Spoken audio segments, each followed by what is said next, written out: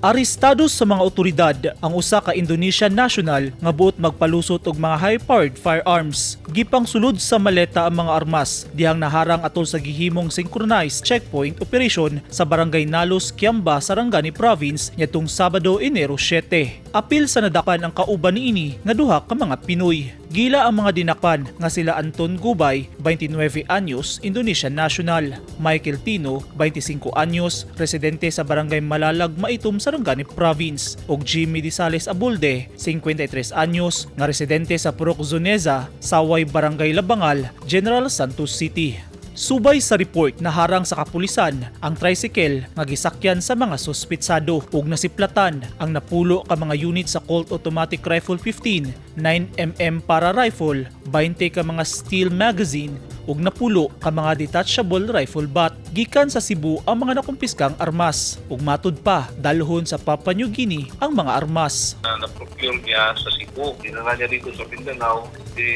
plano niya is dalahin sa Papua New Guinea. So regarding naman sa tanong ng yung gun running ba, under investigation pa namin. Balhog na sa Kiamba Municipal Police Station ang mga suspect. Kasong paglapas sa Republic Act 10591 kung ang paghupot og armas ug mga bala nga walay igong dokumento ang atubangon sa mga dinakpan.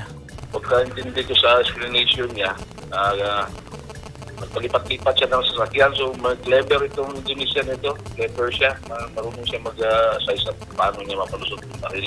Hindi siya ng timing nga naharangan doon sa galing ng Cebu. Yung naging stricto tayo dito sa Kiamba sa ating synchronized checkpoint. Kaya nakuha natin na harang ng ating Regional Mobile Force Battalion.